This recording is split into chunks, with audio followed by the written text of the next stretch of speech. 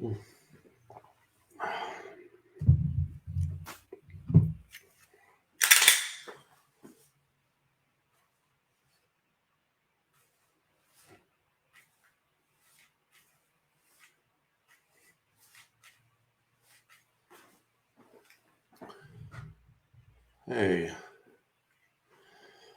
good morning, folks. It looks like we are, in fact, live, I believe. Hey, there we are. Tony, how are you? We have at least 4 people watching me right now. I'm sure that we will have more people jump on right now. I see my little blue light right there in my camera, which means we are live and rocking and rolling. If you would, those of you that are jumping on right now, the 10 of you right now. Hey, Lisa, how are you? Good morning. Do me a favor, let me know if the sound in the video is okay. I should have everything shut off here and should be good to go. Good morning. Good morning. My name is Mike Seeklander. We're doing a little live stream for you. Hey, David is on. Francois is on. How are you? Hello, Chris. Good morning. IDPA, of course, be sure to share. If you give me a sound and video check, I will jump right into this morning's live stream. Sound is perfect. Jim says sound is perfect. Hey, Lisa Mata. Yes, thank you. Dell. Hey, Dell from Florida. Good morning. Geez, Will Parker's always on. Man, what is up, Will Parker? It has to be early there, 5:34 a.m. probably where you are. No, maybe it's 6:34. Anyways, it's probably 6:34. Okay, no more delay. Looks like I got some thumbs up and about 14 people watching me right now. Of course, I know Miss Chris is going to be sharing, and all of you are going to be clicking that share button and throwing it into my primary training addicts groups, and as well as the other groups and the well-armed women groups and girl with a gun groups for those of you ladies that are on right now and watching this live stream. If you don't know my name is Mike Seeklander. Good morning. It's a beautiful Wednesday morning. We decided to go live, even though I got in late just the other night from a big trip. And I almost skipped this week's live stream, but honestly, I wanted to cover a specific subject. I'm not talking real well. I need to wake up a little bit more. And it's not like really incredibly exciting. We're not talking about, close quarter, drop ninja roll, weapon strikes, craziness like that. We're talking about the use of cover. And I actually have a little kind of wooden barricade that I brought because I want to talk about both the use of cover as well as working around barricade positions or the edge of walls or whatever else for you competitors. So this morning's live stream will cover both subjects, and it'll be, I think, applicable for you that defend and compete. And I hope all of you defend and compete. Of course, as we get going, let's go ahead and jump into it with the formalities. Safety is always my concern. So if you're joining me with this live stream this morning, please make sure you have no loaded firearms, no live ammunition. I've got a couple guns that I'm using this morning. This is one of my Wilson Combat Modified Gen 4 Glock 19s. You can kind of see that beautiful slide. I'm not sure if you can tell what that looks like. And so that's got an optic on it. And I brought guns with some optics. I actually have some SIRT pistols as demo as well. But I brought guns with optics on purpose this morning because we're going to be talking a little bit about the mechanical offset and how that affects the use of cover. I also have one of my new carry optics guns. This is a Wilson Combat SIG 320 variant with a heavy lower. I'm not sure if you can see that beautiful hue on the gun. That gun is unloaded and clear as well. I'm also demonstrating with a couple SIRT pistols, and I may have to grab a couple other guns. But I've got a couple non-firing, I should say, for you instructors, demonstration tools. They both have kind of a laser emitter that they fire if you haven't seen that particular device. So that's what that is. So do me a favor, if you're joining along with me, make sure you have no loaded firearms in your area, no live ammunition. Looks like we have about 27 people viewing live stream right now. So maybe everybody's sleeping. I'm not sure, but let's do it. Do me a favor, click the share button and let me see if we can get a bunch more folks on here. Hey, who do we have on? Richard Schlar from Kansas. Good morning, Rich Alloway, man. Nice to see you. I haven't seen you for a long time. Luis Klausenberg. Is that right? Luis, good morning. How are you? Okay, I don't see anybody else jumping on, so we're going to get right into it. And I am somewhat limited in time this morning. I have a 9 a.m. class that I have to be to. So I want to talk about the specific subject of managing the upper body triangle around an obstacle or a barricade, as well as the use of cover. So when we're talking about, a barricade like this, and by the way, I've got basically just kind of a wooden barricade that I'm going to demo this with. We're talking about managing and shooting around an obstacle. So we're changing our standard. Let me go ahead and grab the SIG 320. We're changing our standard shooting stance, from the normal balance upper body position, a standard shooting position, to what I call an off balance position. So we're leaning our body to the left or right. And the first lesson that I want to give you, anytime you are shooting from a compromised position or an off balance position, and you can maintain the upper body triangle, you should. So let me say that again. Anytime you are shooting from a compromised position and you can maintain the upper body triangle, you should. So what I mean by the upper body triangle, if you look at the position of my arms in relation to the gun, my arms basically form a triangle. Can you kind of see the triangle as I'm grabbing the gun? Now, this triangle is in position because my hands are making contact with the back straps of the gun. Of course, we talk about, crushing the walnut where I'm driving those palms in. But the point is, the pressure that I'm putting on the handgun is consistent if I have a consistent upper body triangle.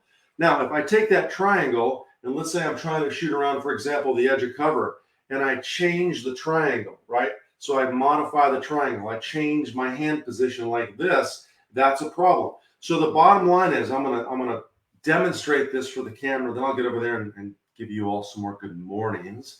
If I'm aiming and I have the dot literally right on the camera right now, right? If I were to rotate to the right and shoot around an obstacle at the camera, notice how my whole body and eye relationship is the same, right? If I rotate it to the right, the same thing. If I were to squat down, okay, I may move my arms up, but I maintain that triangle, right? So the point is, if I'm rotating to the right or left, the gun, as I'm shooting more around cover, is going to angle and rotate as well, right? Versus getting into a position where I'm changing my wrists and my grip and trying to keep the gun straight up and down. And one of the things that I see all the time is folks, when they're shooting, they try to keep the gun straight up and down because our brain says, hey, when you're shooting, the gun's up and down. But the bottom line is the gun can rotate over to the side and it works just as effectively. And that allows me to maintain that same upper body triangle. Now, if I maintain, here's let me pound it home for you. If I maintain the upper body triangle, that keeps the pressure on the grip of the handgun the same. If the pressure on the grip of the handgun is the same, then the gun will recoil and recover the same. If it recoils and recovers the same, you guessed it, the dot returns to the exact same spot and I can shoot sooner. So I can shoot faster. And remember, if you're a defender or you're a competitor, there are really only three things you can do faster. You can train and learn to shoot the gun faster. You can move the gun faster to the next target, or you can move your body faster to wherever you're going and be ready to shoot. And we'll talk about that briefly as far as the position of cover as well. Let me glance. We got 50 on right now. Last week, I think we had maybe closer to 100. We didn't have huge numbers, which is kind of interesting. But let's see who we have on. Good morning, Dell. Hey, by the way, if you're a coin member, American Warrior Society coin members, throw your coin number up there. If you're not a coin member, there's a link in the description where you can click get your challenge coin and find out more about that.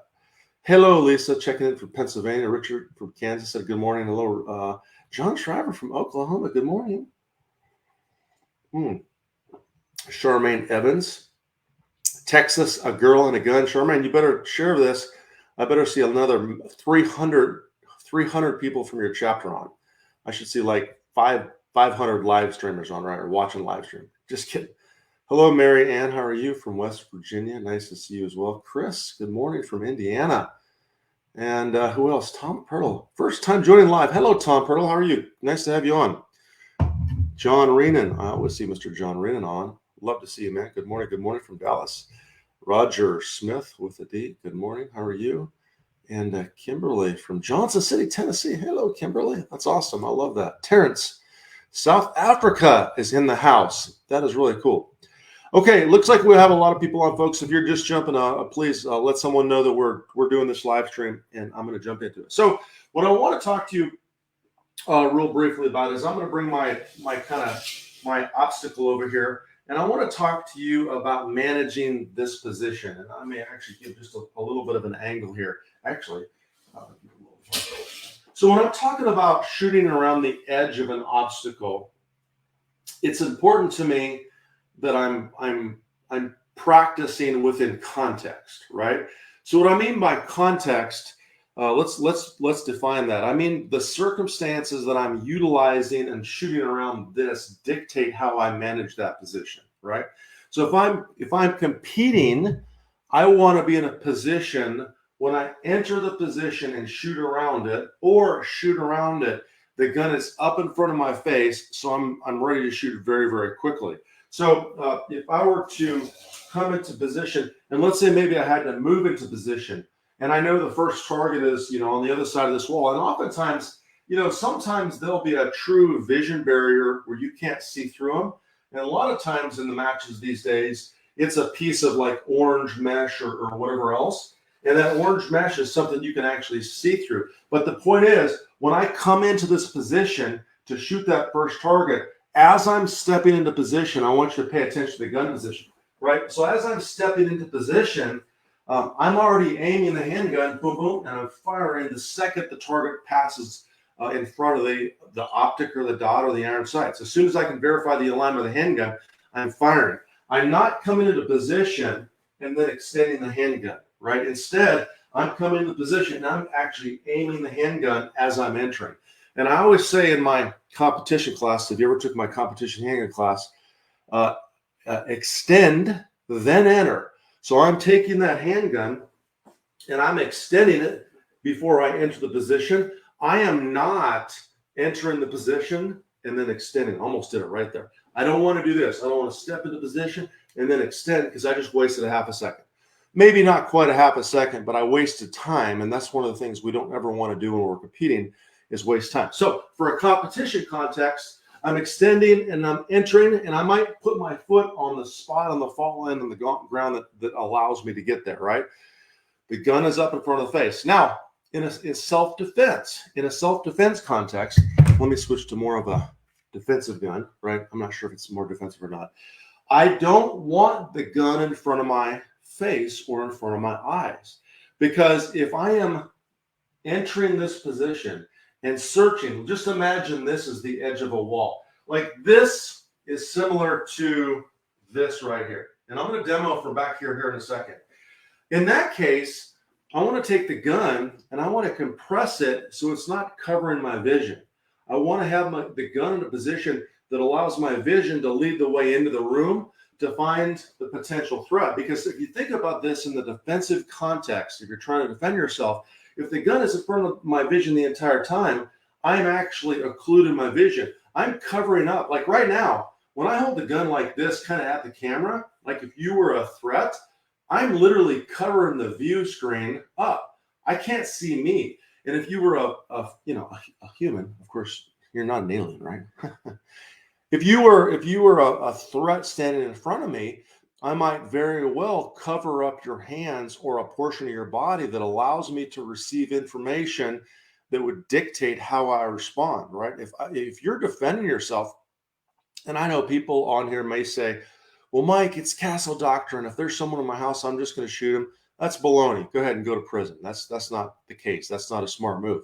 You need to be able to articulate why you use force. So if I'm taking the gun, as I'm coming in position, I'm covering the person up. I don't know if they're standing there with a knife or they're standing there with maybe a handgun they stole from my safe or whatever. I don't know, and I have to know that information to engage. So from a defensive aspect, I'm going to keep the gun compressed, right? What that means is if I'm searching the edge of this wall, let me switch over to the SIRT pistol because it's great for demonstration. When I'm searching, I'm actually taking my eyes and I'm looking up the edge of the wall. I start at the ground and I look up the edge into the room. So I say look up and in. So when I say in, I'm talking about into the room. Now, to search the edge of that position, the first thing that I'm going to do is I'm going to tuck this elbow so it's behind cover, and I'm going to compress the firearm, right, so it's out of my vision. And then I'm going to have the right foot forward if I'm leaning to the right. Now, and I'll get some questions here in a second. Good morning, by the way. Laura is on. Bill Morgan. Hey, Bill Morgan. Ed Graham. Sorry, I got distracted. Let me finish teaching, then I'll get up and say hi to people and answer some questions. So from the defensive context, I've got the gun compressed. If I'm going to lean or search to the right side of the wall, my right foot is forward. So I can put my body weight on there, and I can also push away if I need to push away if someone runs around the corner. So you may say, well, Mike, why are you searching right from the ground up? Because if this is a wall, right, and inside this room is a someone hiding, a bad guy, bad girl, right? Well, there's a possibility they're standing right there. And if they're standing right there, maybe the toe of their foot is there, maybe some shadow, something I might see. So if I'm, this is called slicing the pie. So if I'm searching defensively, I'm trying to find that threat before I enter that position or that room. Now, granted, we are talking about a slow, deliberate process here. If you were to try to do it a little bit faster, right, you might have the gun compressed, right, and you might enter. But the point is, as I'm stepping into that room, the gun is still out of my vision, just enough where I can see in that room and then make a decision and engage, okay? So let's pause for a second. Let's see what we have on. 68 live stream viewers on. Man, I want to hit 100 this morning. So if you're just jumping on, you're new to this, take a moment while I sip my coffee here in a second. Click share, find your Facebook wall or a group or a page, and throw it on there. Ed Graham, good morning from British Columbia. We have South Africa in the house as well. Jesse is on. Good morning, Jesse Perez. How are you? Melvina from California. How are you, Melvina? Good morning. Laura from Arkansas. Hello, Laura. Joe Santiago, GM from Philly, man. GM is listening to me right now. Thank you, Joe. I appreciate that. Hopefully you learn some things. We're talking competitive and defensive context and the use of shooting around a position or cover or whatever else, okay? Chris, do you run part-time drills around barricades? That's a good question. So let me be specific in terms of Chris's question, right? When I'm working, oftentimes I will rotate my training sessions through 3 general subjects. I will work what I call standards, which when I say standards, I don't always mean that I'm at longer distances, but I have a variety of partials or non-partials. I'll work different distances from 7 to 10 yards, maybe all the way back to 30 or 40 yards. And my only goal in that practice session is shooting faster. So I'm basically pretty stationary, and I'm working on triggering, boom, boom, shooting the gun faster. The second one I work is a movement session where I'm shooting on the move. I'm doing entries and stuff like that, and I'll talk about that here in a second. And the third one is a positional. Now, when I work my positional stuff, I may set up a barricade like this, and maybe my barricade, you've probably seen it on Instagram. If you're not following me on Instagram, give me a follow and a shout out. My barricade may have a right edge. It does have a right edge. It has a left edge. It has a lower port. It has a very low port and some other things. So when I'm working a barricade or a position, I don't necessarily work what you would call part-time, Chris.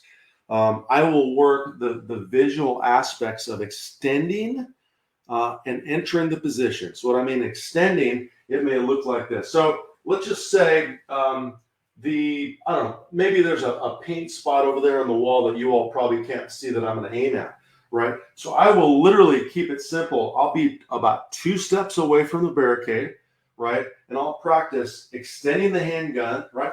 And enter the position and then firing a shot, right? So I'm extending the handgun, entering the position, and then fire a shot. Now, let me give you a little competitive tip for those of you that are competitors. If you have a wall that's a mesh barrier, oftentimes they're doing that in matches. You can almost always see through walls. Sometimes you can't, but a lot of times you can. If I can see through the wall, I'm literally, with my optic, I'm going to be aiming at the target as I'm moving around that position. So I'm literally aiming through the mesh, or sometimes I'm actually aiming in this circumstance, because if I have both eyes open, oftentimes I can see the target and I can see where the dot is. You know, that's kind of like that occluded window where I can cover my dot up, and right now I can still tell you it's aimed at the camera, right? So I'm doing the same thing, but I am aiming, right, as I'm coming into position so I can fire that shot immediately. So I will work that initially, and then what I'll do, Chris, is I'll back off and I'll work farther away, and then I'll work the same thing, you know, going to the left where I'm coming into position, I'm aiming. Notice when I did this, I don't have a lot of space in here. I need to get a bigger studio, and that's coming soon with this new live fire thing. You'll see that very, very soon. So the bottom line is, when I'm going to the left, I'm aiming as I'm coming into position and then firing those shots. And then I'll take 2 more steps away. So I do a 2-step entry, and then I'll do a 4-step entry where I'm actually moving my body a little bit more aggressive and a little bit faster for competitive reasons. Now, could you set up a par time? You certainly could, but a lot of times when I'm working a drill like that, I am working the skill in itself, but I'm more paying attention. Let me be specific here because I'm rambling a little bit. I'm paying attention to the visual aspect of being able to fire instantly the second I get around that position, if that makes any sense. Okay. Hey, Adrian Muller from Knoxville. Good morning. How are you, man? Long time no see. Well, maybe it was last live stream you were on, I think. You're welcome, Chris. I hope that answers your question. Okay. All right. We have a bunch of people on this morning, folks. We're talking cover. Or in the competitive world, barricades or walls or the edge of a wall or whatever else. Okay. So one more time, I want to talk to you about this defensively. Let me slip back into defensive mode. And here's what I would have you practice. Let me set this up exactly, but I want to be a little closer to the camera, right? So I have the left edge and the right edge of cover. So I would, with my students, I teach a few things. So let me go through them very quickly. By the way, folks, I am a little limited on time this morning. I decided to go live because I didn't want to miss a day. But I have a class at 9 o'clock, so I can't be on too long. That said, click the share button. We only hit like 65 people today, which is kind of weird, man. Numbers are kind of low. I don't know what's up with that. Maybe you guys don't like what I'm teaching this morning. Maybe it's not very good stuff. I don't know. You tell me. Maybe I'll teach something different next time. But I think you need to know this. So here's what I do. When I'm working on students with cover, number one, we define cover. We say, okay, cover is something that will stop bullets. So what really dictates what cover is dependent on what someone is shooting at you with. This plywood stuff board that I have is cover if someone's shooting an airsoft gun at me. It's not cover if they're shooting a real firearm at me.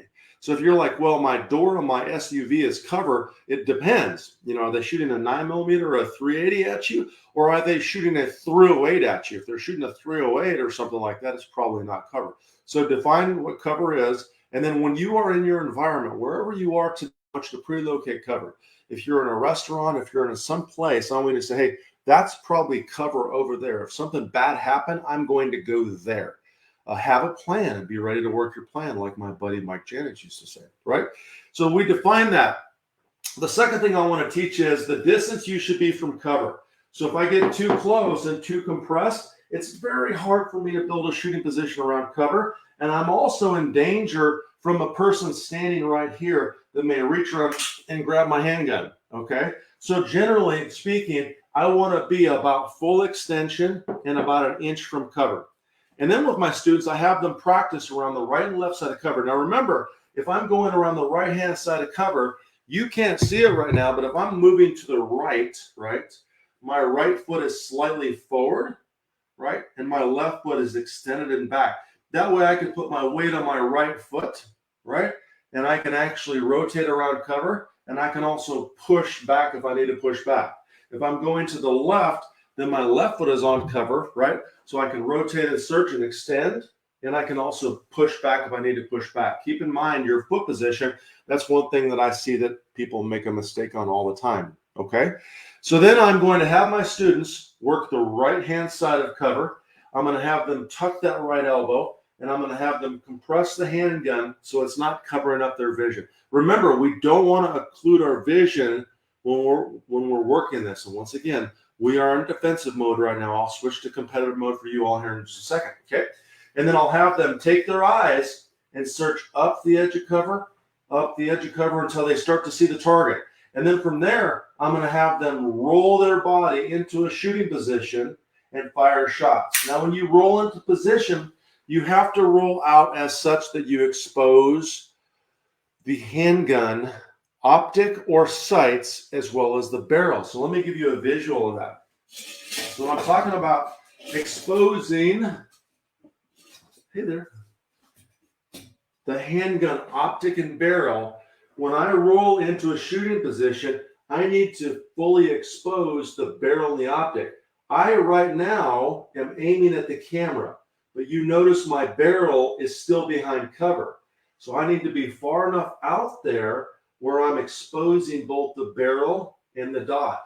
One more thing about this, I want to show you the difference between the amount of cover when I roll versus lean. Then I'm going to move the barricade. I'm going to show you what I just did, okay?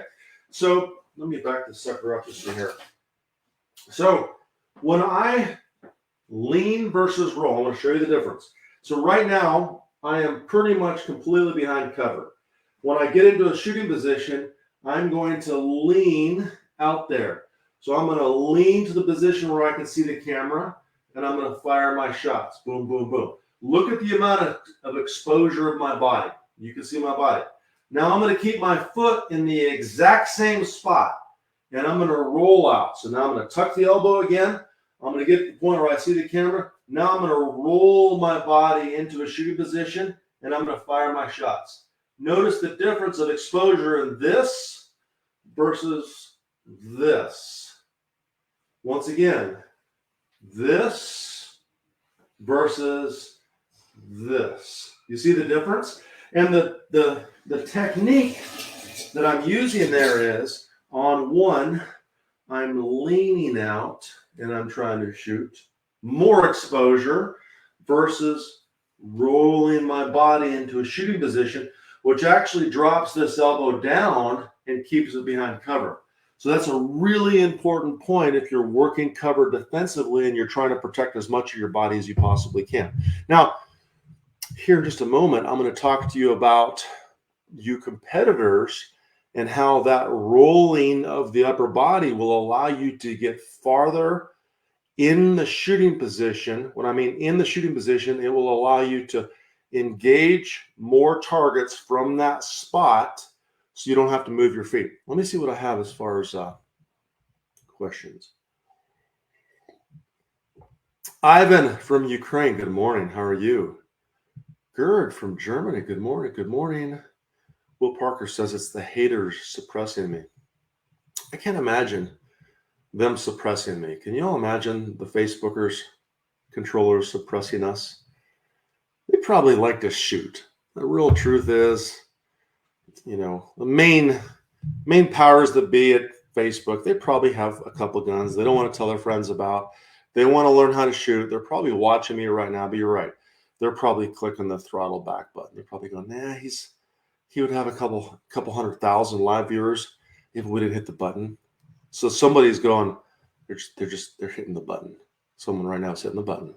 That's a fact. They're hitting the button right now. Good morning, Tina. How are you? Hey, Brandon Powers. Good morning. Good morning. So, okay. So, folks, I got to wrap this up here in a second. So, I showed you the position defensively we might utilize where we're grabbing that firearm, right? And we're compressing it. We're tucking the elbow. We're visually searching.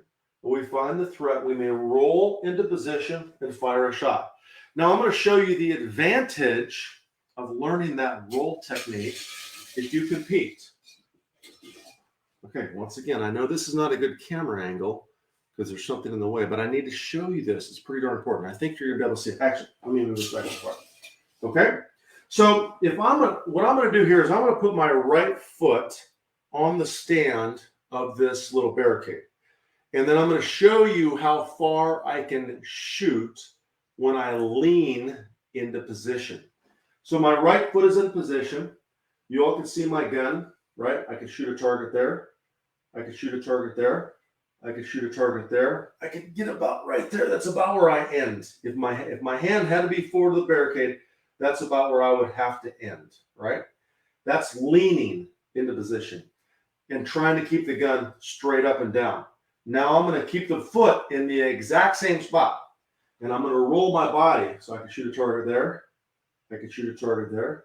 I can shoot a target there. I can shoot a target there. I can shoot a target there. I can shoot a target there. So now I'm well past the camera. So notice the limitation of this, right, versus this. I can shoot targets way beyond what I could. And the reason I'm sticking the gun past the barricade is there are some positions in IDPA, competitions where to see a couple targets, we're almost forced to put the gun past the barricade. Now, if I change that up just a little bit, right?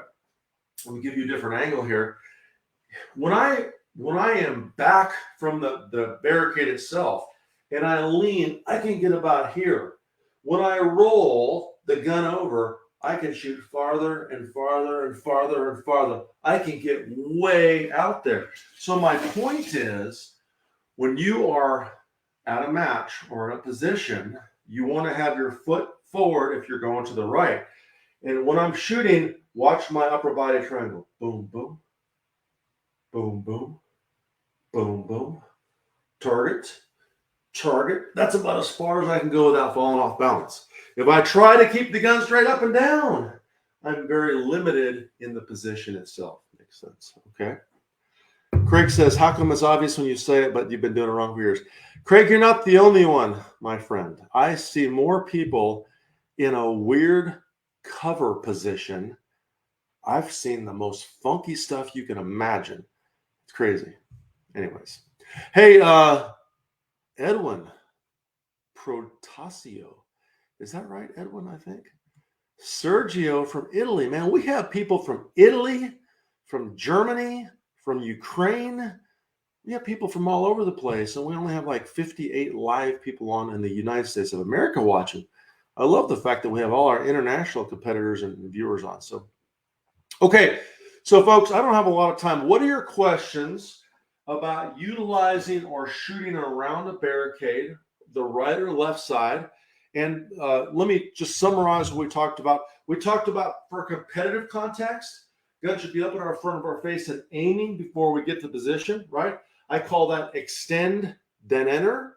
If I can actually see the target as literally as I'm coming into that position, I'm aiming at it, and the second that my optic finds the spot and I can verify alignment, I fire the shot. For defensive contexts, we're going to tuck the elbow, keep the gun compressed as we're searching. Then we're going to roll into position and try to maximize the use of cover. We're not going to lean into position. And then that roll technique, remember, where we're maintaining the upper body triangle is key. That upper body triangle keeps pressure on the gun the same. It allows us to roll to multiple shooting positions, and the gun recovers the same. If the gun recovers the same, the dot or the sight goes to the same spot once you fired it. If the dot or the front sight goes to the same spot, that you can verify alignment. Once you fired it, what can you do? There's a question for you. And the answer is, you can fire it. You can shoot sooner, if that makes any sense. Because if you have to wait, or you have to correct the dot, or correct the front sight in its alignment with the rear sight on the target, that takes time. Remember, there are only three things we can do faster. We can shoot the gun faster, we can move the gun faster, and we can move our body faster and be ready to shoot, okay? So let me see if I have any questions, folks. Q&A time, and then I'm going to jump off here. Moving back up range. So how do you approach a barricade when moving back up range? So I would assume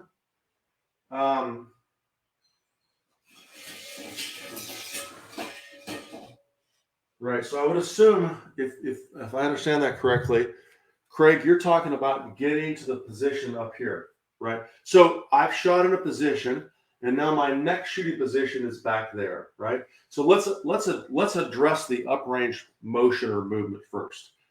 The uprange motion or movement, I won't go into too many details here, is one of two techniques. If I'm moving uprange to my right, okay, I break down my grip and I maintain a gun position right next to my earmuffs.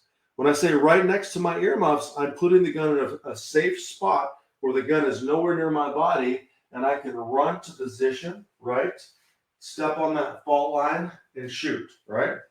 Now, that is if the target is, off this direction. Now, if the target is more off to my left, then I'm going to finish firing my shots. I'm going to turn my body around and I'm going to rotate the gun down range. And I'm going to move like this into position, chop, and then fire my shots. So the first thing we need to address in terms of your question is how we move up range. There's option 1.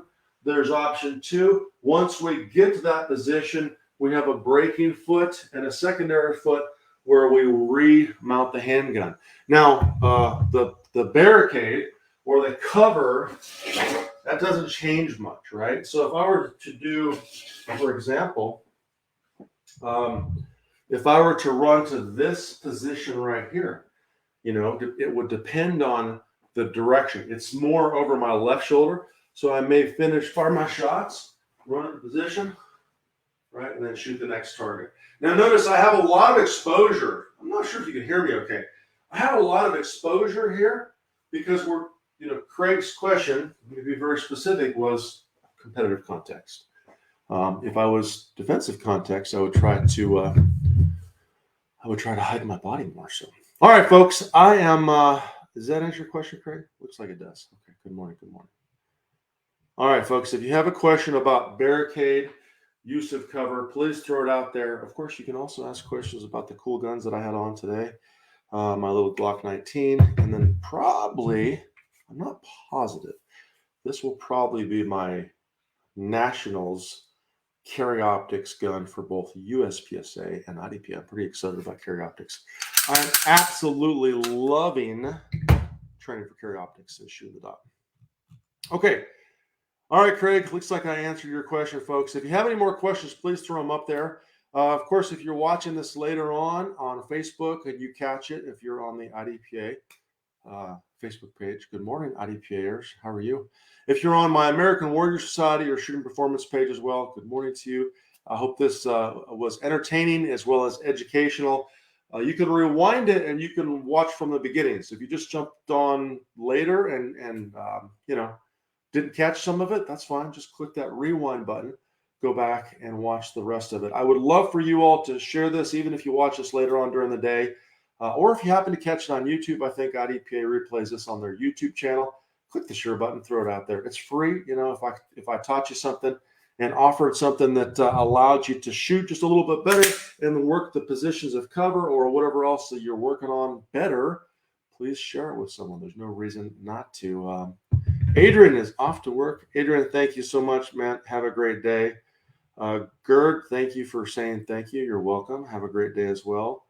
Movements and use to cover. Frank, we might do that. We may get more into movement and use to cover. Of course, I'm a little bit limited in terms of my position, but there are little details I think that are super important, and I hope you all learn something. So next week, Wednesday, we'll see. Maybe I'll be live. Maybe I won't. I will post the event. I'm actually doing some traveling, so I'll have to see what my schedule adds up to. If I see you next week, great. If not, then we'll be going live the week after. And do me a favor, if you are on LiveFire, if you don't have the LiveFire app, check it out. Go to the iPhone store or the Google Play store, search LiveFire. I'm telling you, our social feed is going berserk. I saw Frank on it the other day. It's getting up there. You can literally see exactly what my practice sessions are, and you can follow them. A lot of times I post pictures that you can follow along. So if you're looking for a training program to follow along, even though it's not formal yet, it's on there for you, as well as a bunch of other drills. Yeah. Melanie, I'm glad you learned leaning versus rolling. It's really important for both defensive context and competitive context. So make sure you learn that and you practice that roll versus lean, et cetera, et cetera, et cetera. So Don, sorry you missed the live stream. Thank you for jumping on anyways. Connor, thank you as well. Stay safe. Have fun at work today. Ed, you as well. Mr. Richard, nice to see you. And Rich Alloway, thank you, brother. Hashtag DDTY, back in the old days, right? All right, folks, that's all I have. Stay safe. And, of course, until then, train hard.